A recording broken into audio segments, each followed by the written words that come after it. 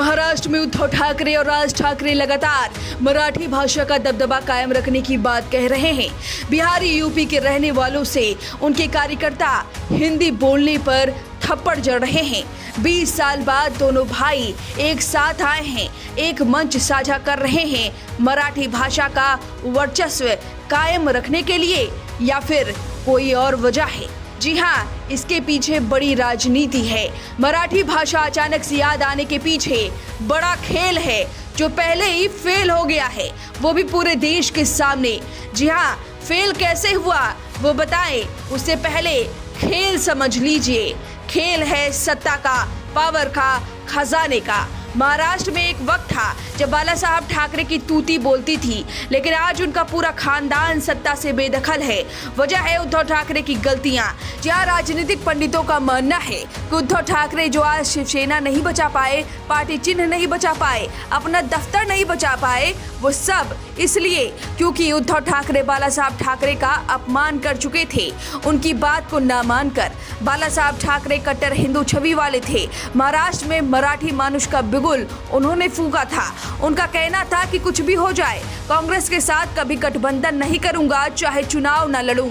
भगवा के साथ कभी गद्दारी नहीं करूंगा। साथ ही माना जाता है कि अगर वो आज जिंदा होते तो वक्फ बिल का समर्थन करते, लेकिन उद्धव ठाकरे ने कांग्रेस के साथ हाथ मिलाया और मराठी जनता का भरोसा ठाकरे परिवार से उस वक्त ही उठ गया। साथ ही वक्फ संशोधन बिल का जमकर विरोध किया।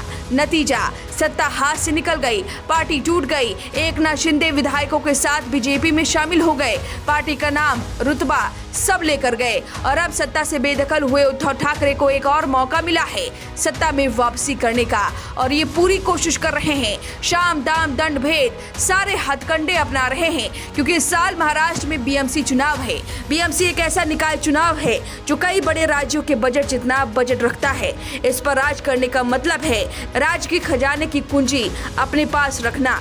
यही कारण है कि कट्टर हिंदू छवि को धूमिल कर चुके उद्धव ठाकरे अब अपनी पैठ जमाने के लिए भाई राज ठाकरे के साथ मंच साझा कर रहे हैं। मराठी बोलने के लिए यूपी बिहार के लोगों को मजबूर कर रहे हैं और खुद को गुंडा बता रहे हैं। खुद ही भाषण में कहा था कि हम गुंडे हैं। साथ ही राज ठाकरे ने भी मंच से कहा था कि थप्पड़ मारो अगर मराठी नहीं बोलते, लेकिन वीडियो मत बनाओ।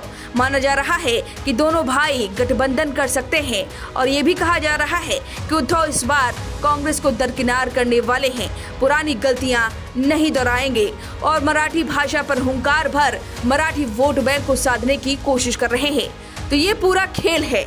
अब चलिए जानते हैं कि ये खेल पहले ही कैसे फेल हुआ है और इनके ही नेताओं ने बड़ी खिल्ली उड़वाई है। जी हाँ, खेल ये है कि जो उद्धव ठाकरे, राज ठाकरे छाती पीटते हैं मराठी भाषा को लेकर, उनके नेता जब सदन में खड़े हुए तो हिंदी में भाषण देने लगे, जबकि जब महायुति के अजीत पवार के नेता मराठी भाषा में भाषण दे रहे थे, जिसके बाद लोगों ने सवाल उठाना शुरू कर दिया कि क्या उद्धव राज ठाकरे अपने नेताओं को थप्पड़ मारेंगे। जब पूरा देश आपको सुन रहा था तब तो बड़े सहूलियत से आपने हिंदी में भाषण दिया। ये माननीय प्रधानमंत्री जी का बड़ापन था कि हम सारे ऑपोजिशंस को उन्होंने लीड करने के जो विश्वास दिखाया है, यही एक सशक्त लोकतंत्र है। नहीं गए प्रधानमंत्री, मैं मानता हूँ नहीं गए, अच्छी बात, जो अच्छा है उसको अच्छा बोलूंगा। प्रधानमंत्री नहीं गए।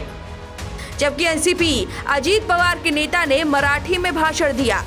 त्याला बाह्य शक्तीशी आपण मुकाबला करूच, पण देशाच्या अंतर्गत भूमिकेमध्ये सुद्धा आपण ज्या पद्धतीने राजकारणाच्या माध्यमातून एक वेगळं वातावरण निर्माण करण्याचा प्रयत्न करतो।